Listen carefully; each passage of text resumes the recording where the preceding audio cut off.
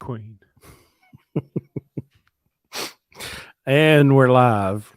I just interrupted Larry waxing philosophic about the burial of the Queen. This is episode 129, and we came up with the title about 10 minutes ago because we were just talking about things in general. And Larry's like, God, you know what the people need to do? Get off your ass and go to work. And I thought, we have ourselves a show title. So this one could get a little spicy. We are brought to you by Pittsburgh Power. So let's get that out of the way, and hopefully they don't rue the day that they signed up for that deal when they get done with this podcast. Well, they keep sending the checks. Yeah, they keep sending the check. So, can you hear that dinging, or is it just me? That's just you. Jesus, I think the Queen is. That's exactly what's happening. She's reaching out to me from the beyond. Okay. Yeah. So Pittsburgh Power, manufacturers, distributors of the OPS products, which we've used since 2009. And also the Max Mileage Fuel Catalyst, which we've been using ever since we knew about it and got our EGRs cleaned up and whatnot. Mm-hmm. So if you like these products, we've got them in our stock, or you can call Pittsburgh Power, tell them we sent you. And I think you'll like, if you've got any type of emissions truck, EGR, so 04 all the way up, you should be running the Catalyst. It'll keep the soot clean, EGR clean, improves combustion. They've got a new one coming out in the wintertime that's also going to take the place of the anti-gel. Mm-hmm. And so anyway, good product if you're running DPF. Did you watch that TikTok about the EGR that I put in our fleet message? Okay. Well, it was AD, I think it's called AD Trucking Repair on TikTok. Now, he's the guy that also said that there wasn't going to be any oil. And so he was proven wrong on that. But he does put a lot of interesting content out when it comes to just building engines. And he gave the best explanation of EGR that I've heard, that they were trying to reduce NOx by lowering combustion chamber temperatures. And by introducing the exhaust gases, they were doing that, but it killed the power. So they had to raise the they had to raise the 18-to-1, 15-to-1 compression ratio. Thank you. Yeah. Okay. Well, then he further explained, and the coolant reservoir size, the radiator size, right. Keep it cool. Well, what he was explaining was when you delete an EGR and you don't change the compression ratio, you cause that in exhaust gas temperature inside the cylinder to be much, much higher. Exactly right. And that's what blows them up. And that's what cracks the heads and causes all the problems with them. Now, his explanation, I haven't done anything to verify this, but his explanation of why EGR led to DPF is that the EGR is what creates the particulate problem.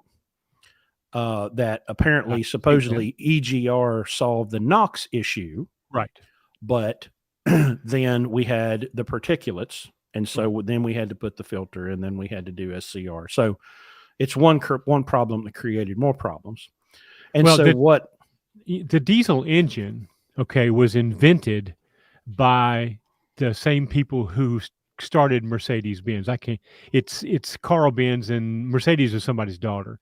But whoever the other one was, I can't remember what his name was. Mm-hmm. And the engineers when I worked with Mercedes, the engineers at Mercedes-Benz said the single worst thing you could ever do to a diesel engine is EGR. Mm-hmm. Single worst thing. And you're right. That's where the particular problem came from. So anyway, go ahead.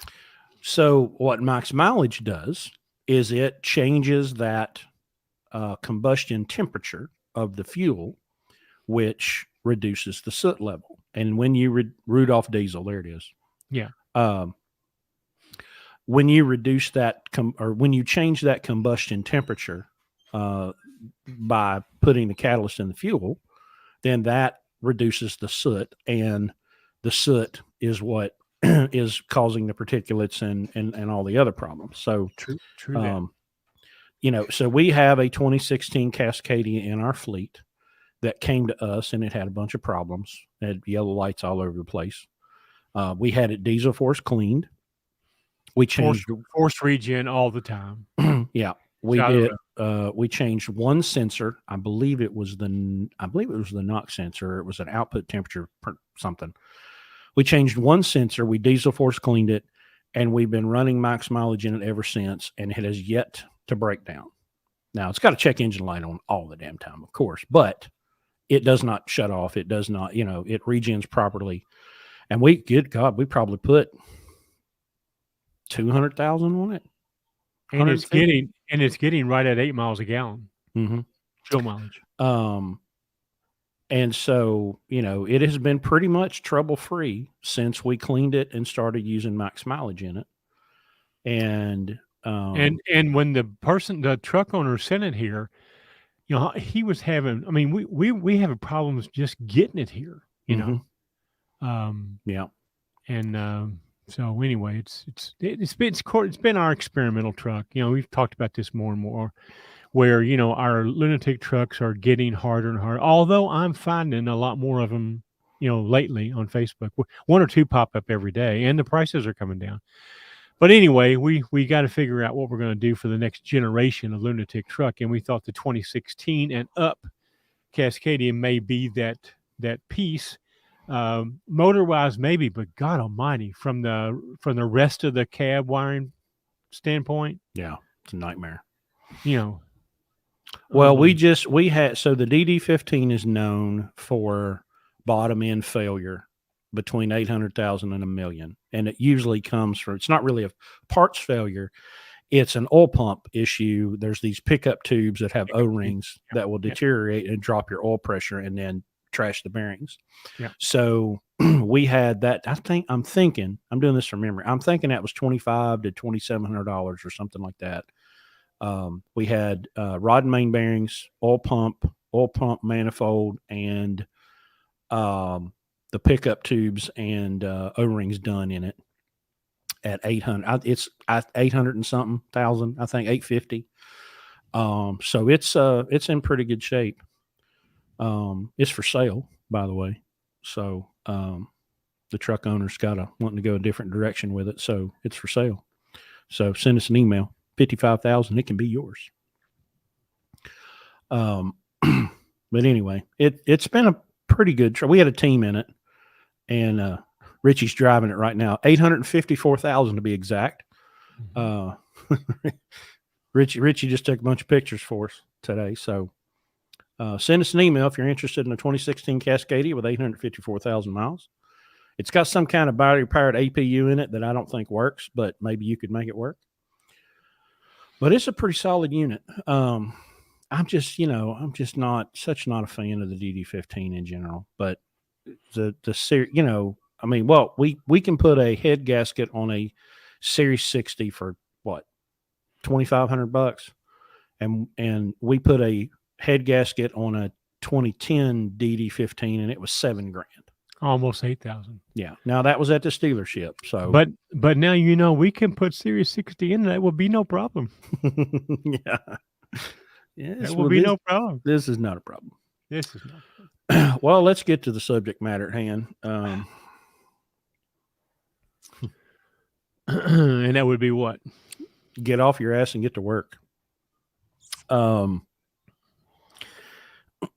We've got a bunch of good people in our program that, and we've got others that, our BCOs that contract with us, to do their dispatching and stuff, and have Larry help them with accounting. So I'm not talking about anybody specifically. I'm just talking about everybody. Okay. So if you're listening to this and you're in a Blue Ribbon truck or you're one of our clients, don't take this personally. I'm just talking about everybody.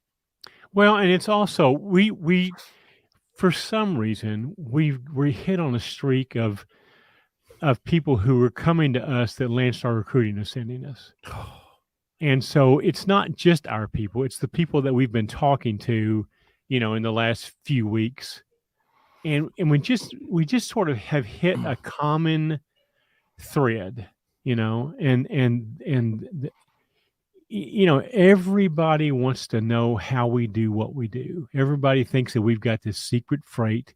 Everybody thinks we've got this secret way of doing things, And what really, really surprises them, and I think in a lot of cases disappoints them, is that we don't. we don't.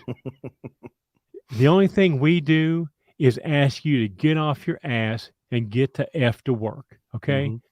And leave the bullshit behind you, leave all the excuses behind you, you know, hold yourself accountable and stop using excuses for why you can't do something. You know, there's no secret to this except that we run things down in our orientation. We give you 4 basic things that will separate you from 95% of your competition. And it's so simple, people can't even believe it's simple. Yet probably 1 out of 100 do it. Mm-hmm. You know? And it's just not that difficult if you just will get to work, go to work and leave the bullshit excuses behind, you know? And that's really all we ask anybody to do. When you come here, we have a way of doing it more firmly than asking. If when you contract with us to mentor you, we kind of have to suggest it, but you know, I don't even know how to explain it, Chris, any more than. Well, we got a question here, and obviously got a new viewer. So for those who are new, including me, what do you do? Here's what we do. What do we do? We take my 25 years of trucking experience and his 50 years of business experience, and we teach people how to run a successful trucking operation with low risk, meaning you pay for cash for a truck, you don't get payments. You go to work, you see the shipper, the receiver, the agent as your customers, not your enemy. You build a relationship with those people, and you haul freight, and you do it at a very high level. And you do that long enough that you make a fabulous income. The average, according to ATBS, the average owner operator in America makes $65,000. We don't have a company driver that makes $65,000. They all make more than that. But if you will take what we offer, which is how he would run a truck and how I would run a truck, right? And you pay cash for a truck, and you get out here and you bust your ass and you work hard, you can make $150,000 to $200,000 net after expenses before taxes as a single truck owner operator. Then you could look at getting a fleet, and I don't know, you could make $300,000 to $500,000 a year if you had a fleet, whatever it is, right? There is no ceiling, but one thing that is the common thread is hard work and communication and attention to detail. Our last episode was called Details, Details, Details, because if you're not paying attention to the details, you're not running a business, because you have to do bookkeeping and accounting, and you have to pay your taxes, and you have to do all of these things. So that's what we do in a nutshell. And we have a handful of trucks where someone can come to work for us as a W-2 employee, not on a bullshit 1099. They can come to work for us, and we can teach them every day, little by little, like Mr. Miyagi, wax on, wax off. We'll teach you every day over 15 months how to do what we do, how we do it. And when you complete our program, you get into your own truck that you paid cash for, and you do everything you did yesterday, but you put the money in your bank instead of ours. That's what we do. To further explain that to you, Jay, the statistics in this industry are first-time owner-operators buying their first truck. There's over a 90% failure rate. Yep. So we're just trying to help as many people as we can not become that statistic. Our market is not necessarily established owner-operators who are already here in business and successful. We have a lot of those guys that are our friends. Rodney Langworthy, for an example, right there, established driver. I don't think he owns his own truck yet, but he certainly understands what it takes to do this business. There's many more that watch and participate in Bill Taylor, perfect example. But they understand that people that do this for the first time, the failure rate is unbelievably high, and because of the fact that you usually have to go into debt to get in this business, it has a lot of personal ramifications to you that take a long time resolve bankruptcy, things like that. We're just trying to give you a chance to see what it's like without the financial risk, but to see everything else, to see how the sausage is made, pull back the curtain and show you the wizard, and let you see what it's like to be in this business before you make that mistake of buying the wrong truck, buying too much truck, which is what most people do. And so that's what we do here, Jay, is we just give you a chance to see what it's like to be an owner operator, because most people who drive a truck for a living, they think that the road to success for them is to own their own truck. And the thing that we find in common almost every time is that may be true, but there's a whole lot more to go with owning a truck than just driving a truck. And that's the part that most people don't have the experience to go along with their driving experience, the business side of it. So we don't have a driving school here. We have a business school. We teach the business of trucking, particularly at Landstar. We feel like Landstar is the best place to be if you're going to be an owner operator. And that so not only are we teaching you the business of trucking, we're teaching you how to navigate and how to succeed in the Landstar system, because it's very different than any place else you've ever been, because it's not designed. And there was an example on Facebook this weekend. So I'm bitching about why Landstar is not open on the weekend. And somebody pointed out, well, if you're a plumber and you need something, there's no plumbing babysitting service open somewhere that you can call and get plumbing babysitting help on the weekend. Here you're a business doing business with Landstar. There's no babysitting service that comes along with that. Yes, they close at 5:00 on Friday and they open at 8:00, like all the other business world. But yet in the entitled world of trucking, truck drivers feel like they have to have somebody available to them 24/7 to wipe their ass for them, or when something goes wrong, that they can help them unstub their toe. And if that's the situation that you have to be in, you do not want to be at Landstar, and you really do not want to be an owner-operator. You need to stay as a company driver, because they keep people on over at night to unstub your toes for you. So we just, we don't teach that. We teach what's the word, Chris? Self-sufficiency. We teach problem solving. We teach, how not to be a victim. The attitude of and the mentality of not being a victim and not having to be entitled in order to be able to survive in this cutthroat world of business. So that's what we do.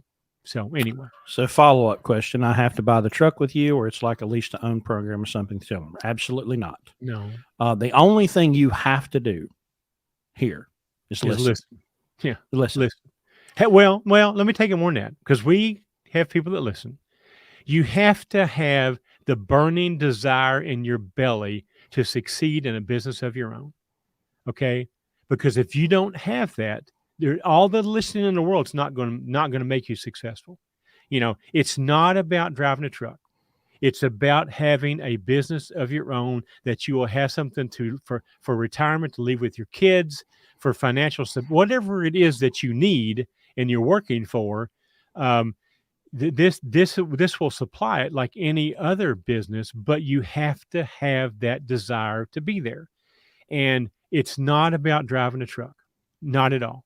So we drive trucks because they're very profitable. And that's the decision that you've made. That's the life choices you've made so far. And that's what we're here to do, is to show you how to be successful in what you've decided to do.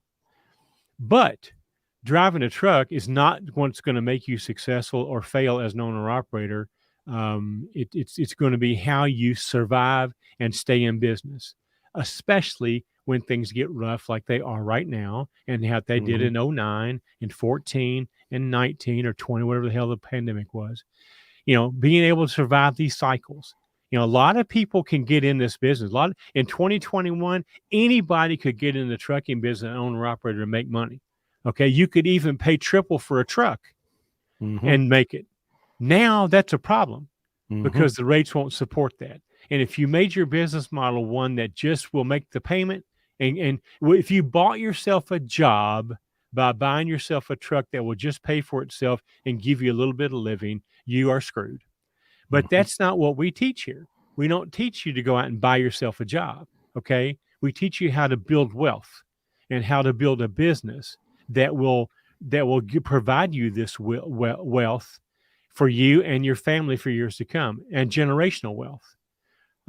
So that's probably a lot more in depth than what you wanted to hear. We adopted the term lunatic from a driver that thought we were lunatics. Previous employee driver. But it fits because what we do in trucking is the same as any other normal, decent person would do in any business. But in trucking, we're lunatics. Now we run a trucking business the same way we would run a McDonald's, the same way we would run a plumber, the same way we would run a construction job. The building blocks of business are no different for us. But in trucking, because everybody leases trucks and buys trucks they can't afford and buys too much truck and buys the wrong truck because they think it's all about the truck, well, we're lunatics. Well, all we do is make money. You know, we buy older trucks that are paid for so that we don't have the risk of the debt that goes with them. And of course, all of the other risk factors that come with newer trucks. And then we go out and we hustle and we deliver freight at a much higher rate than anybody else does. You know, our trucks will do 200 loads a year. The average Landstar BCO does 1.7 loads a week. We do close to 200 loads per truck per year.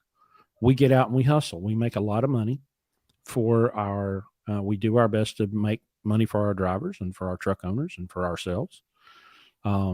But there's no lease to own. There's no 1099 contracts, none of that ridiculous nonsense that people do in this business. That's just flatly immoral, dumb, stupid, wrong, and shouldn't be tolerated. We don't want you to buy a truck. Okay. And we don't want you to buy a truck for several reasons. Number one, you'll buy the wrong truck. Number two, you'll finance it or lease it, as you said here. And that's not what we want you to do. We want you to come here and get yourself in position to pay cash for the truck by working hard and saving your money and going out and buying an older truck for about 20 or 30 grand and putting that truck to work and making money with it. And then buy the truck of your dreams when you can afford to pay cash for it. By that time, you'll be established in business and it won't be as risky as going out here and buying your dream truck up front and having a $1,500 a week truck payment that you won't be able to make. So, no, we try to catch people before they make the mistake of buying a truck, because that's usually the number one mistake that most people make getting in this business. And it's also the one that's the hardest to undo because the depreciation on the truck, that you suffer the minute you buy it.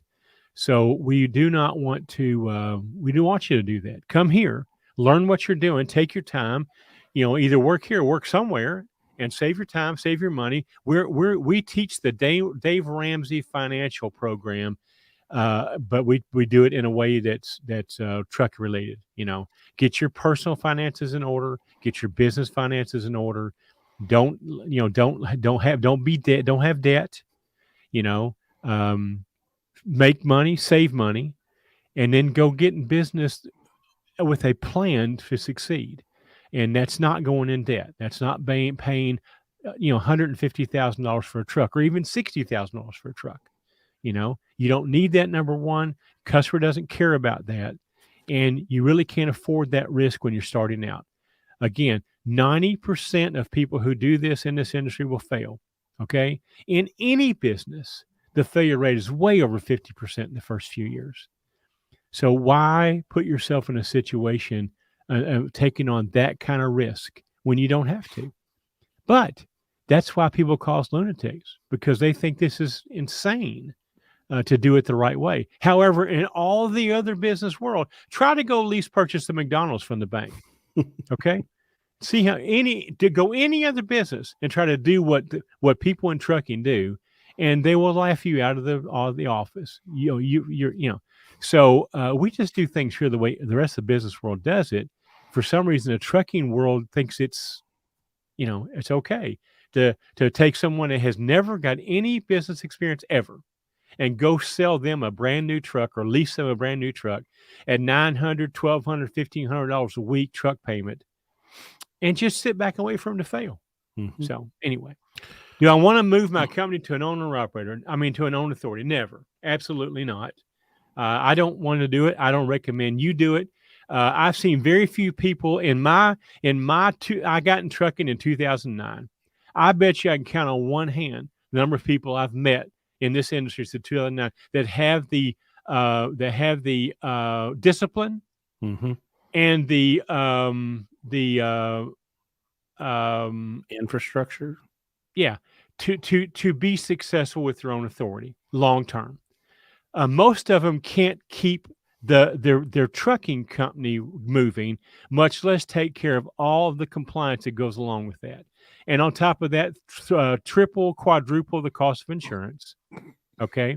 And then suffer the 90 to 120 to never getting paid. So you factor your loads and give all that money away. There is absolutely no. Now, if you're such a shitty driver that your driving record won't allow you to be hired by anybody else, then I'll go for it. But that you're going to fail anyway. But no, there's not any reason that I can find for most people to have their own authority. There is zero reason to do it. Now I'm gonna hear it right. Yeah, but you're not a real trucker unless you got your own authority. I don't really care about being a real trucker. I care about being wealthy. Okay. Mm-hmm. I care about all the money that I've made in trucking and all the money that I can help you make in trucking. I don't give a shit what you call me. You can call me whatever you want to call me. I get called a lot of things on the Landstar groups. Okay. I just laugh all the way to the bank. I could give a shit less. Okay. So if it's important to you to be a real trucker and to have chrome dripping off of you and diesel fuel for cologne, all that kind of stuff, you're doing it for the wrong reason anyway, and you're going to fail. But if you're in this thing to make money, serious money, be a millionaire in 10 or 15 years, okay, and that's with one truck. Now, look, I've said to people, if you buy one truck and run a one truck operation, you've bought yourself a job. Okay, let's just call it what it is. Can't get fired. Okay, you have bought yourself a job, guaranteed job, and not a bad job. But when you have a fleet, when you have multiple streams of income, now you're building wealth. When you're making money at night, when your head is on the pillow and your ass is in the bed, and you wake up in the morning and all of a sudden your bank account is bigger than what was when you went to bed, you're building wealth then. You didn't buy yourself a job. So that's what we teach here. Okay. And no, I will never, ever have my own authority ever. So now let me jump in on that a little bit, Mac, because everybody wants to compare the apples and the oranges, right? They want to talk, oh, well, if you're authority, well, yeah, you can get in the consortium and you can do this and you can do that. And you can do it. That's all true. That's all true. You can do it on your own. Here's the problem. Larry Long could run a successful trucking company that had its own authority.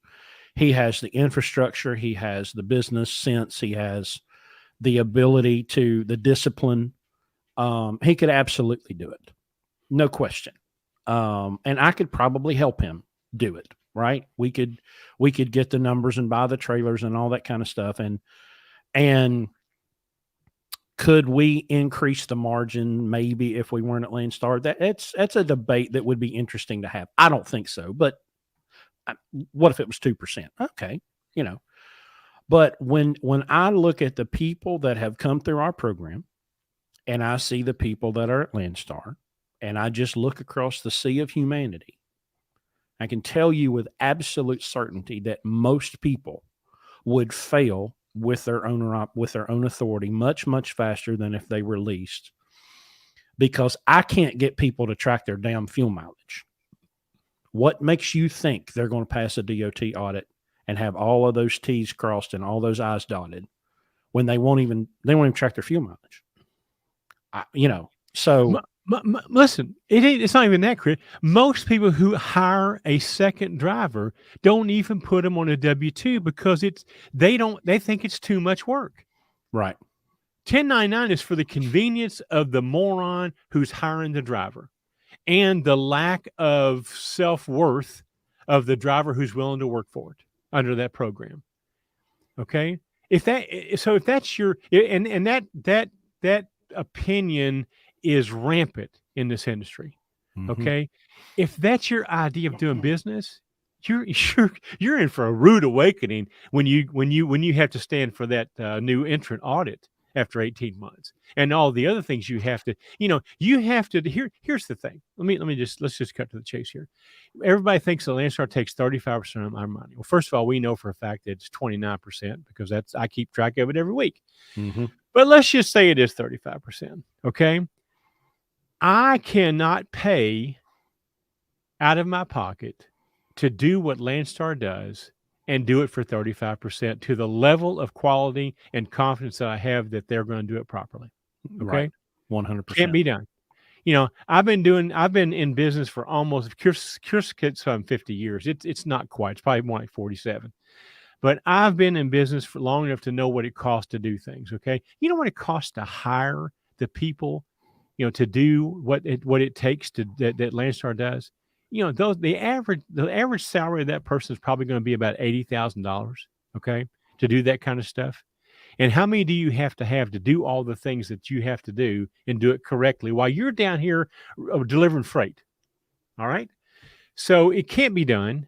You got to buy trailers and you got to maintain trailers. You can't do that for 7%. Okay. And the numbers just don't stack up. Now, you can find these one-off deals where, oh, yeah, I did. But for the most people, most of the time, over a long period of time, you cannot do it for what you're paying to do it.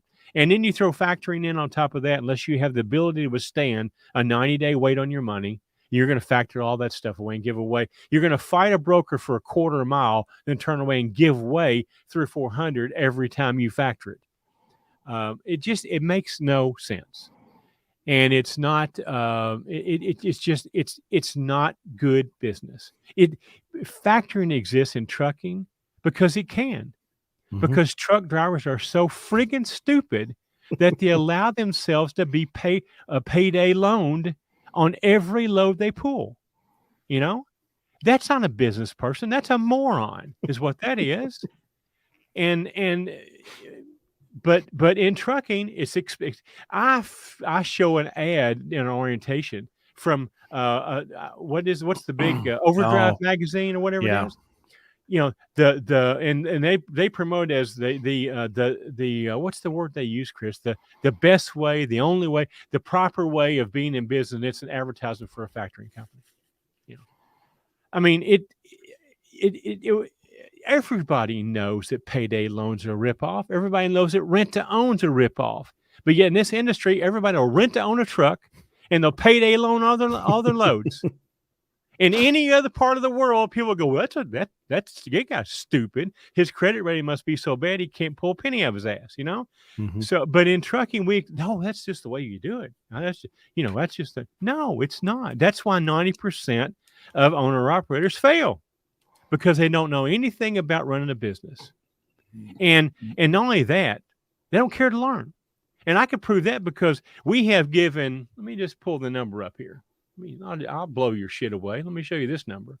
We have given, to this date, 32 people the opportunity to come here, pull the curtain back, watch the sausage being made, and see everything that I've done in almost 50 years and everything he's done in almost 25 years. You know how many people have come through the program successfully? Chris, you want to guess? 3. 6 completed and 5 are still in the process. That's a 16% success rate. And we give it to them, hand it to them every day. But you know what? What we can't hand them? We can't hand them the burn in their gut to do it. And the willingness to get off their fucking ass and go to work. That's what we cannot give them. Okay. They have to bring that, and they'll bring it for a little while. Okay. But in 15 months, the facade drips away in 15 months and the real person shows up. So Look, that you will be hard pressed to find a more passionate advocate of human liberty, autonomy, and freedom than me. And I find that self ownership, self empowerment, self employment, entrepreneurship, there's nothing that can give you that level of freedom. Anything else that can do that. But if you do it wrong, it will be the worst nightmare you've ever lived. If you do it wrong, if you don't properly run a business, it's like putting a gun to your head and pulling the trigger. It's powerful, but self-employment and entrepreneurship is powerful. It's the greatest thing you'll ever experience when you do it right. But buddy, when you do it wrong, and I've lived it, it's bankruptcy, it's repossession, it's foreclosure, and it's divorce. And unfortunately, a lot of people that fail never realize that the guy that they see when they shave is the one that's responsible. They blame Landstar. They blame the president. They blame the government. They blame Congress. They blame the agents. They blame the customers. They blame the queen, Putin. Yeah. It's always everybody's fault. Virus. It's a virus. But it's never their fault. And until you come here. And then we're the badass sons of bitches that make you accept the fact that no, it is your fault. It is absolutely. We had a guy here at one time, Chris, he's up his ass, of course. He said, every time I call you, you turn this thing around and make it look like it's my fault. Because it is. Because it is. Okay? Because it is your fault, you know?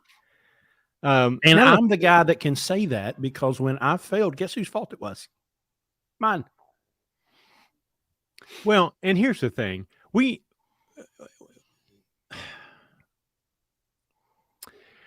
do this and we think of it sort of as a drill sergeant. Okay. We have to get your attention. We have to get through all the stupidity that this industry has given you. It takes us a few months to get that, to peel that onion back and get all that bullshit off of you. So you're receptive now to the real truth. Okay. Plus, if you went to school in a government school, and I'd say it kind of low because my wife is a professional educator, you know, we have to fix that or try to, you know, but it's our program only works if it works for you. Okay. And in our program, the driver makes the vast majority of the money. You know, Landstar makes a little bit. The truck owner makes a little bit. I make the least of anybody. Okay. Because I get the crumbs that are left over. Nobody can lose money in this deal except me. Now, I guess a truck owner could, but we, you know, typically can keep that from happening over a long period of time. But I'm the only one here who can lose money. All right. So we're doing it, but we're doing it constructively. We're doing it to make you understand. And we don't wait till you get here to do it. Okay. Come through one of our Zoom interviews sometime and see how that works out for you. Okay. And because we make sure you understand before you ever step through here that this will be the hardest thing you've ever done in your life, but it'll also be the most gratifying. Okay. I mean, everything that I enjoy today, I enjoy because I've been in business for myself since 1977. Okay. And so I know what the benefits are. I know what the upside is. I also know what the downside is because I've seen it too many times. And it's avoidable. It's avoidable if you'll just listen to people who are willing to help you. And not only listen, but take what they say and internalize it and do it. You know, I mean, look, we tell every week I publish all of our fuel mileage. Okay. It's fuel mileage shaming. That's exactly what it is. Because if you're here and you're competitive and you find yourself at the bottom of that list, you don't want to be there. You know, That's not where, if you're happy being there, you're not going to happy being here anyway. But if you're not taking it on your, if you're finding out what your fuel mileage is on Sunday when I publish it, and that comes as a surprise to you, you're the problem. Okay. Yep. You're the problem. So, and that's just how we do things here. Okay. We don't accept excuses. We don't accept, bullshit. We only accept you take the responsibility, take the bulls by the horn and say, I'm going to fix this. Okay. And we will encourage you, and we might even shame you in front of your peers a little bit to make you understand that if everybody else in the fleet can do it, you can do it. Okay. So that's how this works. That's how this works is we have to bring out in you what you think is not possible to be brought out. Because listen, if everybody could do this, there would be no such thing as the 1%. All right. The 1% exists because 99% of the people won't do it. The Olympics exist because everybody won't go train, okay, to run a mile in 4 minutes or whatever it is now. A few will, but most won't. Business is no different. If everybody would, if it was easy, everybody would do it. And there wouldn't be these statistics. Okay. So if you're going to survive the statistics, you got to be willing to do what the other people won't do. And in this industry, it's not acting like a truck driver. Whatever truck drivers do, run and do the opposite, and you'll probably be more likely to succeed. Twice this week, I have sat with experienced drivers and taught them how to read a map. And that was one of the challenges that I was not prepared for when we started doing this and bringing people on, because I assumed that truck driving schools and training companies were doing that, but they're not.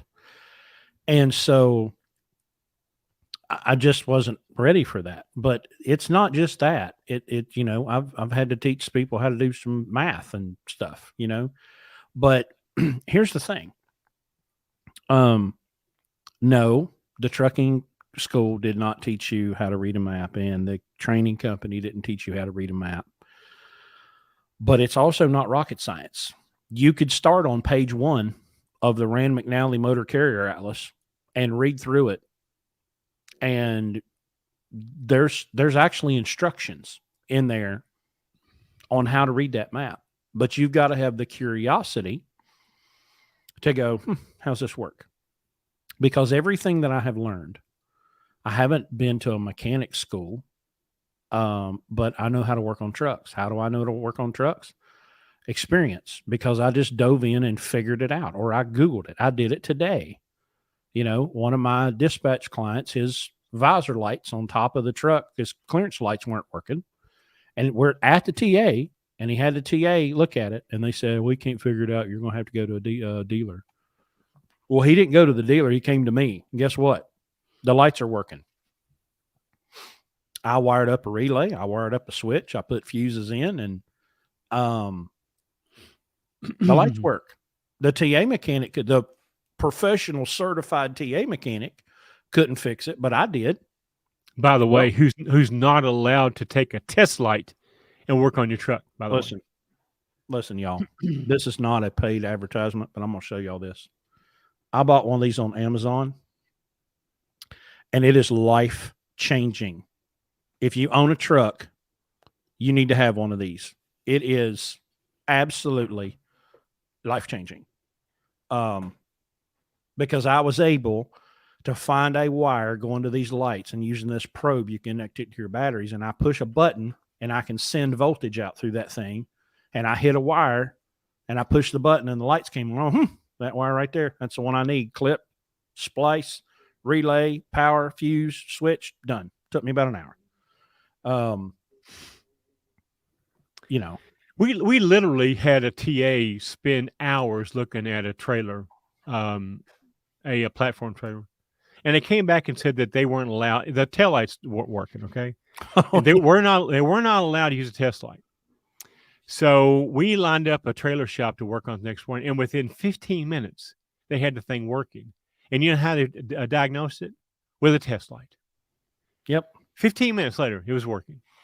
So, Jeff May, if you listen to my story, I did walk off in the sunset, and I was fine, except I was bored, and so I decided to drive a truck out of boredom, and my entrepreneurial burn in my belly that you can't ever, retire from, said, "No, you're not going to do that yet. You're going to do this," and I literally. It was the easiest thing in all of my years I ever did to make money. Now I know you're going to say the truck driver's a hard job. It is, but in the business of trucking, is the easiest way to get rich of anything I know of, except steal money or sell drugs or have inherited it. But for a real job, and I could see that. When I met Chris, I used this term that he grasped on for a long time. I saw the opportunity that existed in this business. Mm-hmm. And I didn't know how it was going to work out. I just knew that I could take my approach and I could use it. I could use what makes me unique in the service of others. And that's exactly what I did. And then fortunately I ran into Chris Polk, and that was the missing part I needed. And together, with completely different backgrounds, completely different skill sets, but a common belief and a common goal. And we both sort of had the vision that there was a place for this. There was a time for this. And here we are. So, but yeah, Jeff, I tell people a lot, if you're new to the program, I get up, I wake up at 6:30 every morning, ready to get up and run the fleet. Now, fortunately, I don't have to do that anymore. Chris does that. But, what motivates me is helping people succeed. What aggravates me the most is watching people blow the opportunity, Yep. Because there's no reason why anyone could come here and not succeed if they had the real desire to do this. Now, a lot of people come here and find out that being an owner operator and being a business person is a whole lot of work. And if you're really not willing to take on those skills that you didn't come out of the vagina with, then you're going to have to work for them. And you're going to have to, and what's difficult about this program is to make enough money to give you what you need to live on and save to buy a truck. We've got to perform at a high level. Okay. Well, performing at a high level in this industry means you've got to work some long hours. And then after that's all said and done with, now you've got to go to school and become a business person. And it's really, really, really, really complex and really, really, really hard to do if you're not motivated. If you come in here just to drive a truck, you're going to hate us. But if you're coming here to learn how to become a business person, you're going to love us. Okay. Mm-hmm. And because we just give it to you. We give it to listen. You really don't have to come here to get it. It's on the podcast. Coming here gives you the wax on, wax off, and the foot in the ass every day or two that you need. But the how to is out there. And if you haven't found it, come to one of our live events, and we'll hand it to you on a silver platter. So it's like he said, if you come into because look, here's the reality. Okay, with as good as Larry is at running a business, whatever, doesn't matter what business it is, we could get a lot more trucks and just hire anybody. Anybody that Landstar would qualify, which unfortunately is, and we could have a lot more trucks. We'd make less money per truck. Probably 15 or 20% of them would get totaled over time because we're just hiring anybody that would qualify. But we could make more money probably that way. But that's not why we do this. So if you come here and think this is a truck driving job, you are going to despise me. And I'm going to sleep like a baby. Like like, I mean, your feelings can be hurt, and it won't bother me a bit, because I'm not here to coddle you. I'm here to teach you how to be a successful operator of a trucking business. And that sometimes means I have to tell you the truth, and sometimes the truth hurts, but the truth will make you mad before it makes you free. And that's what we're trying to get here, is to make you free. And somebody said, what was it? Let me find this comment. It's Jay. Been driving for 20 years and have never been motivated because I've always been paid too well. But after the pandemic, I've begun to think about the idea of becoming an operator. I think a lot of people have learned through this crisis that there's a lot of people that were never told what to do. Me being one of them.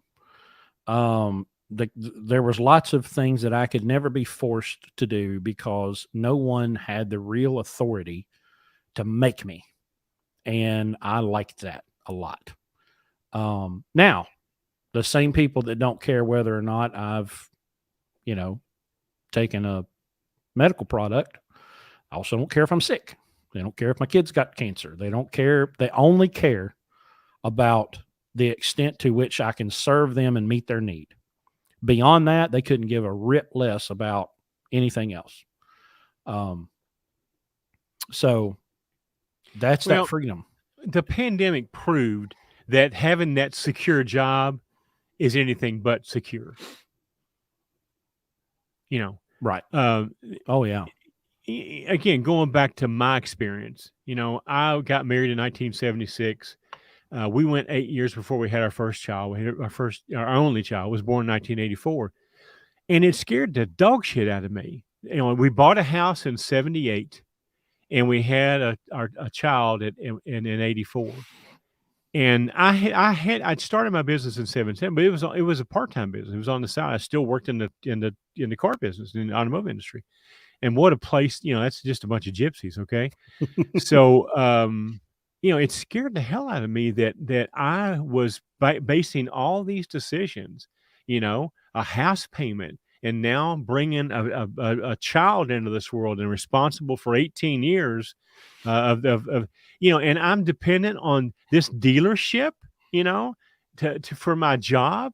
Now how many times have I seen in my career the entire management team of a dealership put out the window on a Monday morning, at the door on a Monday morning, and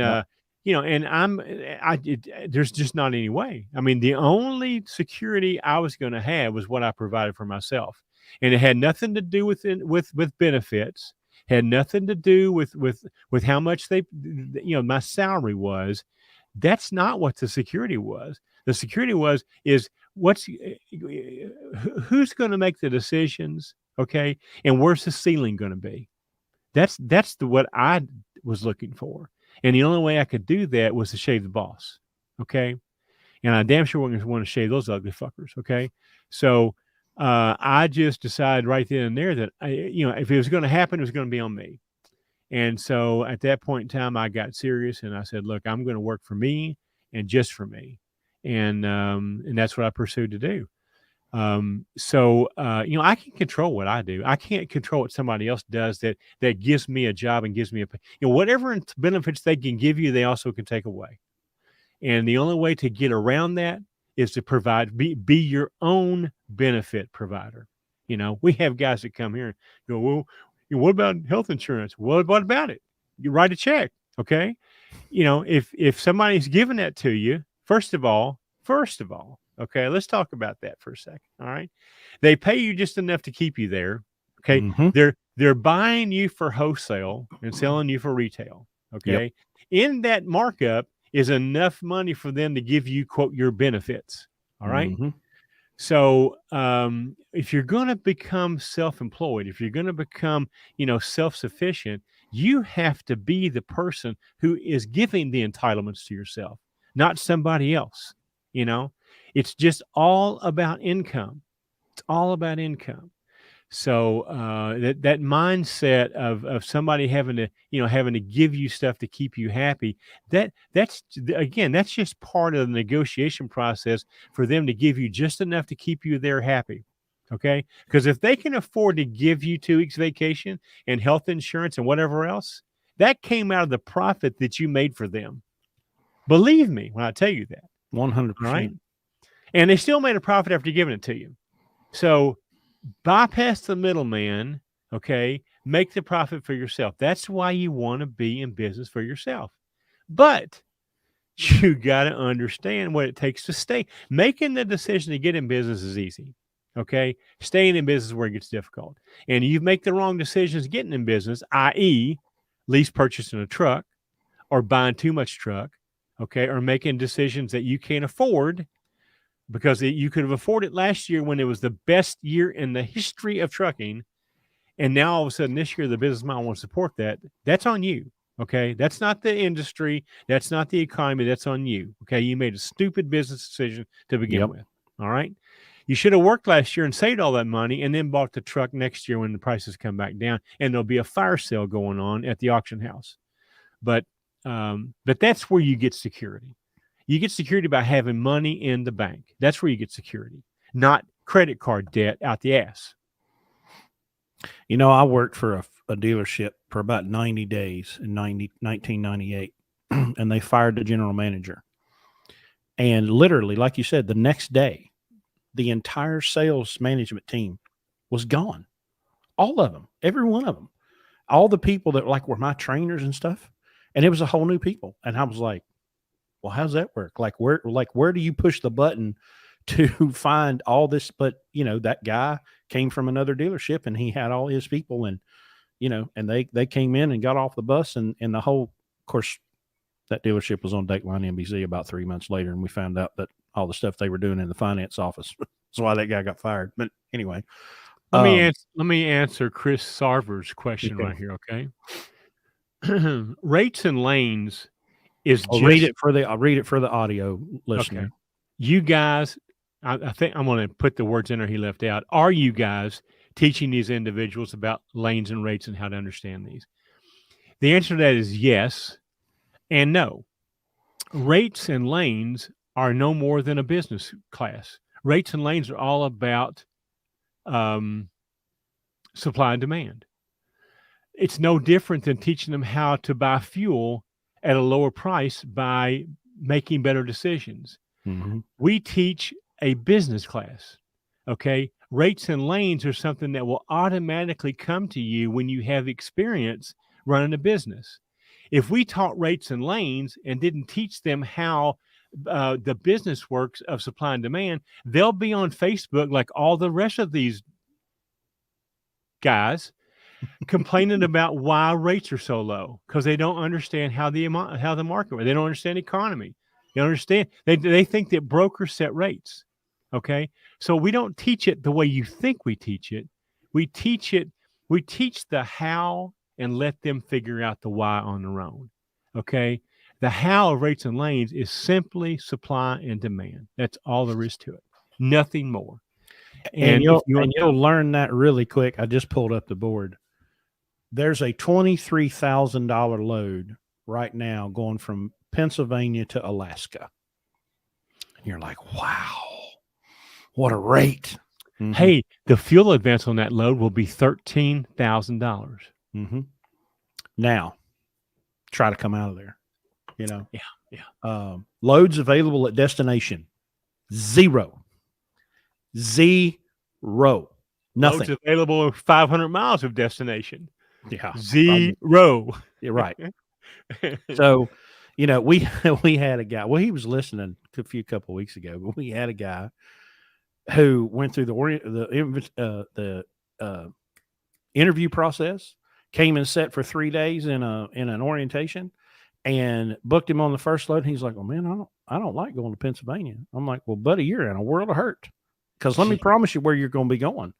Yeah. Because see, here's the thing: truck drivers don't like to go to Boston, so that's why it pays a lot of money to go up there.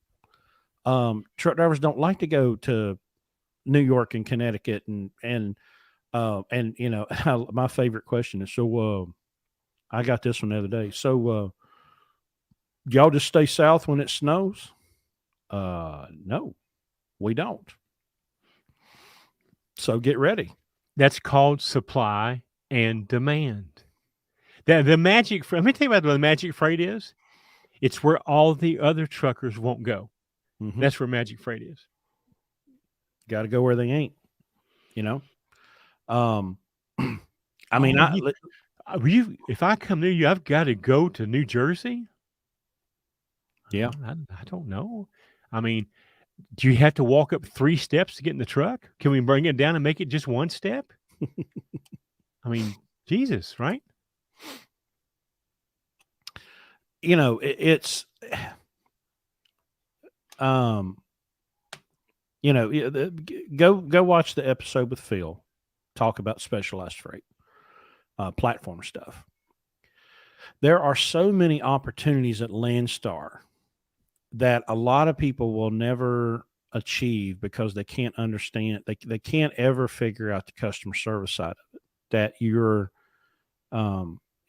specializing yourself and separating yourself and setting yourself apart so that you do have that value to pull that 16 foot wide load or go to that place because you've got the special certification or whatever it is. Everything we do is general freight that fits in a van. That's what we train people on. And we do have a couple of platform trailers. But if you come here, you got to do the van first. General freight, general dry van freight with some hazmat. Because even if you get into the super specialized stuff in a van or in a flatbed, if that stuff ever dries up, you better know how to pull a van and do general freight because we're all going to eat. So Chris Sarver's got another question. How about developing new customers and how to do that? Now that's something we don't really do a lot of. That's the agent's job. But Chris, we do, because that's all about building relationships. Yeah. Okay. You know, if the agents that you work with, you make yourself valuable to them, you don't have to worry about finding, you know, here at Landstar, we have agents that find customers. Okay. That's not what we have to do. What you have to do is make yourself valuable to the agent so that those customers that they have, they want you to haul their freight for them, because 10,000 of the other 11,000 dickheads that we have here won't give a rat's ass about their customer. They'll be late. They won't check call. They won't, you know, all the things, you know, they won't communicate. They won't answer the phone. Mm-hmm. So we teach people how to build relationships by just communicating and how to treat the customer right, you know? And so, and that's how you develop new customers at Landstar, is work with the agents whose job it is to go get new customers. So I get at least, I'm going to say 3 to 5 calls a week from a few different agents, and they'll be like, hey, I'm in trouble. Do you have anybody close to this location? And I'll look, and usually I don't, unfortunately, because we're usually booked up 3 or 4 days in advance. But they know we have developed enough relationships thus far that they know if they're in trouble, and they need somebody they can count on, they can call us.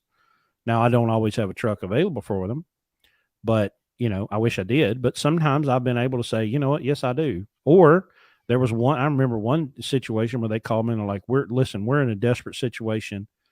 And I said, the closest guy I've got to you is 350 miles. It's a long deadhead. And she's like, what do you want? How much do you want?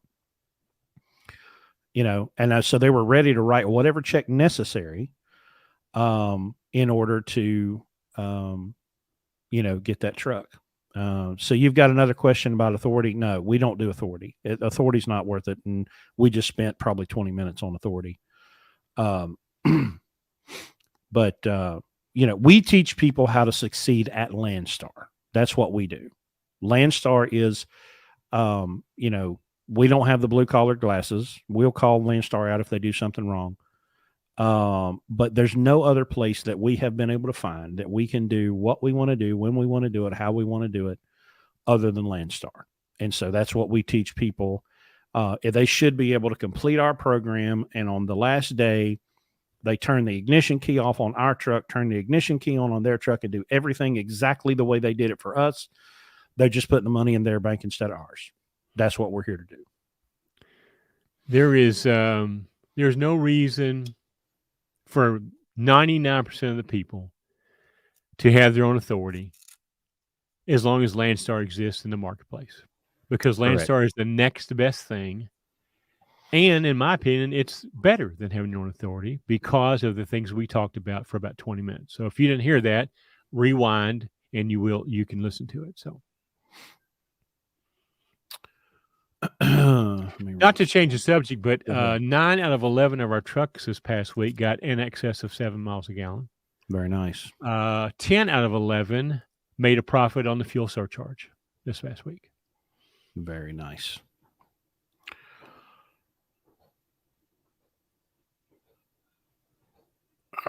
Now, how many BCOs even know that number right there? I'd say 10 because you told them. And fuel is, what do you think fuel is compared to other expenses on a truck? Well, it's the number one cost. And yet, how many people really know what their fuel mileage is? Other than Larry, looking at the number. If I've got to worry about fuel mileage, I'm not getting enough rate. I know. Well, to roll this back to the subject of the episode of get off your ass and get to work. This is not easy.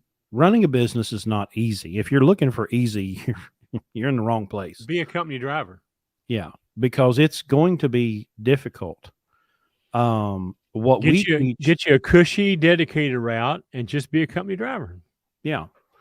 Because you're 24/7. I'm 24/7, you know. You're now, you know, as a driver, according to the FMCSA, you're responsible for inspecting that truck and make sure it's in proper working order. Now, you're not responsible for go finding somebody to fix it, but as an owner operator, you are, and you need to have some basic tools on your truck because you need to learn. There's some of this stuff that you can do, and you don't have to have a professional certification to have some basic tools in your truck to do some basic repairs that can keep you off the side of the road, and especially out of the chicken house when they start doing the exams out back by doing a proper pre-trip. But you can't really do a proper pre-trip until you fully understand the systems of your truck. So there was another comment that said, YouTube taught me more than what CDL schools would ever teach me. That is 100% accurate. I believe that. There is no excuse in 2022 when you have a device in your pocket that gives you access to all the world's ever known information. And there's so many videos on YouTube that just Google it, you know, I'm concerned that doctors and dentists and neurosurgeons are going to be out of a job. Because you can go to YouTube and figure out how to do anything, right?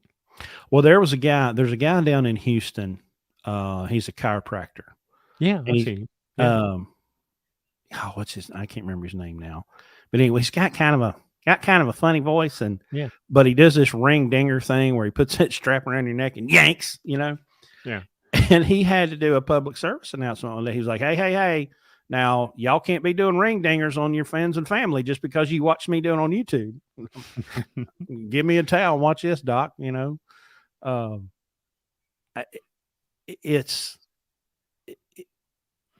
Don't ever let anyone try to tell you that you can't figure it out. It might take you longer. But that's what the rewind button's for. Watch it again. Watch it over and over and over again until you get it. But it goes back to that hunger. You got to have that fire in your belly and that curiosity to go find the answer if you don't have it. Just calling me and asking me for the answer will work a time or two. And then if a pattern develops, then I'm going to tell you to go figure it out. because you have to, you got to learn, It's unfortunate, but it's true because you can't rely on the service industry of our. You talked about you weren't certified and well, it wouldn't have mattered. Okay, how many certificates are on the wall to TA? Okay, and yet most of them can't bust a tire down and mount it properly. All right, Right. so unfortunately you're kind of on an island here. You have to know enough to tell if a guy is telling you you're in a rainstorm or he's pissing off your shoe. You got to understand the difference between the two. Even if you don't know how to do the work, you got to know enough about it to understand whether he knows how to or do the work or not. And you have to be willing to tell him goodbye. I'm taking my truck and I'm going somewhere else. Yeah. Now we'd love to have sponsors, but we ain't never going to get sponsorship from the TA Petro. I don't believe. Okay. If they've ever watched one episode, we're doomed. We're never going to get sponsorship from them. I think maybe y'all out there could encourage that. Hey, call your local TA Petro rep and tell them that we really, really ought to listen to us and let us sponsor this. But it's the biggest joke.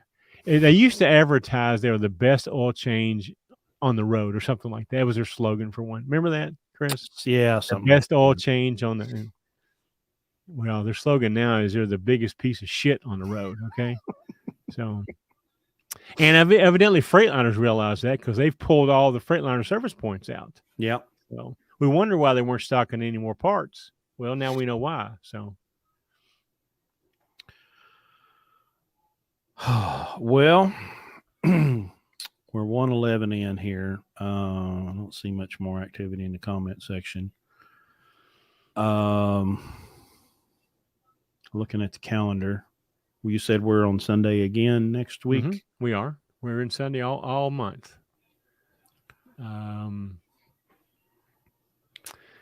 It looks like, if y'all are interested, it looks like we're going to be in West Virginia middle of the week, 4, 5, 6 October.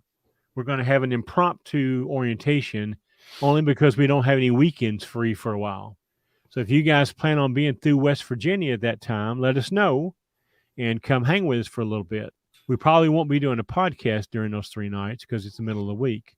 Mm-hmm. But you can come sit at the Blue Ribbon Bar with us after hours and or hang around with us if you want to. So we've got a couple of new guys coming on, and we anticipate at least one of them being there at that during that time period, but maybe both of them. So, we got any attaboys?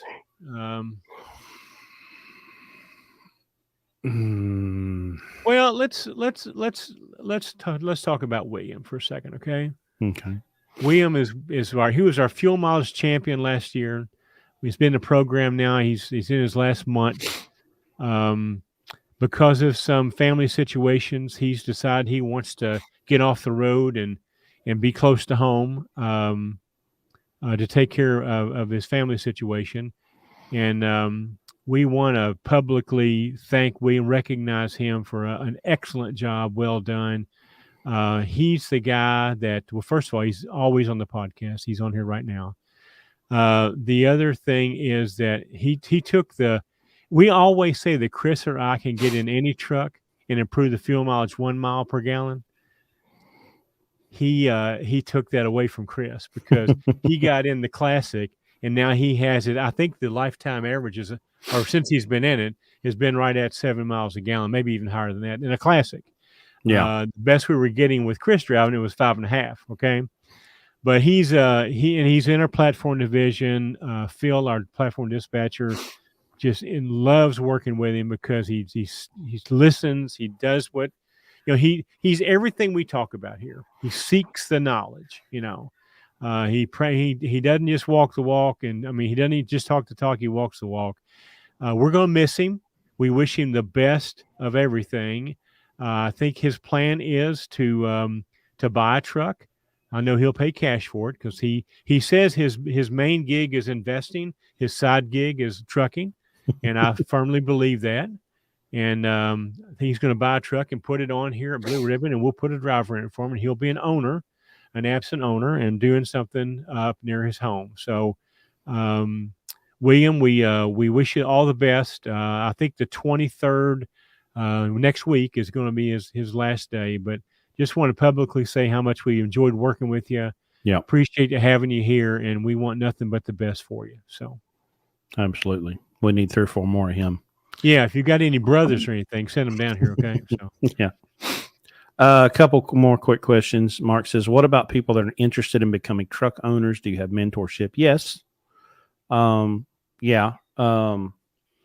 Where if you don't own a truck yet, we highly recommend that you get with us before you buy the truck. Buying the truck is the single most important decision that you'll make. And if you buy the wrong truck, nothing we're going to do is going to be able to help. Well, I mean, we can help, but we can't overcome buying the wrong truck. Right. So we need you to be on board with us before you buy the truck. We'd rather you come here and drive one of our trucks for a few months and then save the money, go pay cash for your truck, but buy the right truck. So that's what we'd rather you do. But if you have a truck, now you pretty much got to be at Landstar. We don't really do a lot. I mean, we can do business coaching to anybody, but dispatching and the things that we do it at Landstar. So you probably need to have your truck at Landstar. And again, even if we have people on our program that went and bought trucks and brought them on and put them on with us, they're the driver and the owner. They're 2-check system. By the way, that will be the workaround for the AB5, just so you all know. We've already got that workaround in place. But a 2-check system is how we would work that, and you would own the truck and be the driver for the truck. It would just be leased on the Landstar through us.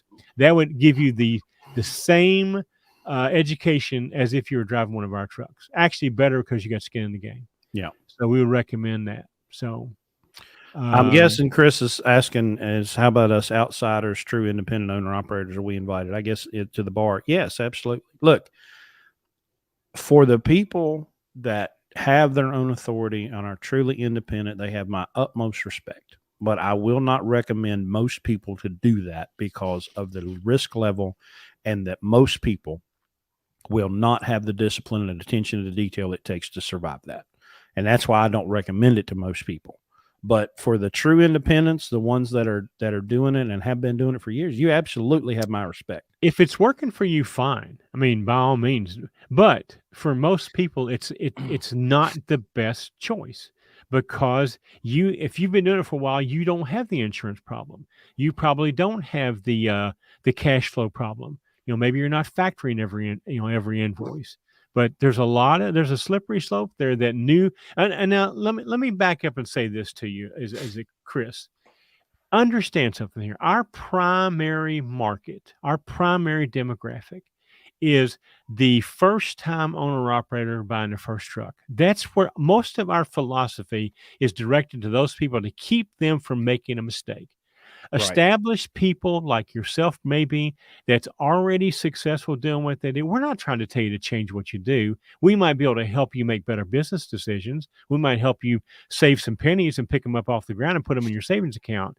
But we're not going to shit on your business model. We just don't want a brand new person to take that route up front, because the failure rate is extremely high, and it even higher in it's 90. It's 9 out of 10 for everybody. It'd be 9.9 out of 10 for people getting their own authority right off the bat. So that doesn't mean what you're doing is wrong. It's just that's not what we're going to teach people doing it for the first time. And just because we talk bad about that doesn't mean we don't think that you should do it. It's just that most people who are doing this for the first time, that's not the most risk-free way to do. We're all about minimizing risk here, because that's how you stay in business, is minimizing risk. And so if you've already overcome that risk and you're already doing it, by all means, you're invited. We have a live event once a year. You're more than invited to come to that as well. We teach business, but we don't mean to exclude you, but understand who our primary market here is. Okay. We get sometimes we take some crap from Landstar BCOs because they think, well, those Blue Ribbon guys, you have to buy an old truck. And no, your first truck needs to be an old truck. that you Right. pay cash for. So you can stay in business long enough to get a new truck and that sort of thing. So anyway, yes, you're welcome. Mark, you own a truck, you have your own authority, work in car hauling. Interested in what you do in Landstar. Well, I mean, we don't do car hauling at Landstar, but we do general freight and platform. And, if Send us an email. We'll talk about it. yeah, we'll work with you on individual. Well, we'll finish this out. William's comment. Thank you, guys. I can't put into words how much I appreciate everyone at Blue Ribbon. Well, William, you're one of the guys that makes this worth doing. Yeah, absolutely. You've absolutely come in and really absorbed what we have to offer, and it's been an absolute pleasure working with you. Absolutely, and best of luck to you, William. Stay in touch, okay? And I don't know if I'll get to see you before you leave, but you've got my utmost respect, and I just wish you nothing but the best. So thank you for being here. And by the way, you don't have to drive that truck to Florida. Oh yeah, we found out you can just leave everything in West Virginia, Yeah. William. So, and by the way, the airline ticket's off too. By the way, so anyway, all right, we'll be back next Sunday night at 9 p.m. Eastern. Everybody, be cool and be safe. RJ, yes we do. Yes we do. Look at our website. Yeah, BlueRibbonLogistics.com, and there is a. Before I get to line, hang on a minute. And if not, and if you don't understand it, RJ, just email me and I will get back with you. Email me at Larry and put up the banner, Chris. Larry at BlueRibbonLogistics.com. Yeah. And I can reach out to you and get the information to you. Where's it at? Larry? It's well, I don't have the banner. It's BlueRibbonLogistics.com/BCO mentoring. Okay. Or Larry at BlueRibbonLogistics.com. Yeah, send us an email. Send it there, and I'll get it to you. So, yeah. All right, guys, have a safe week. We'll see you next Sunday, and make some money, save some money. Okay. Absolutely. See y'all.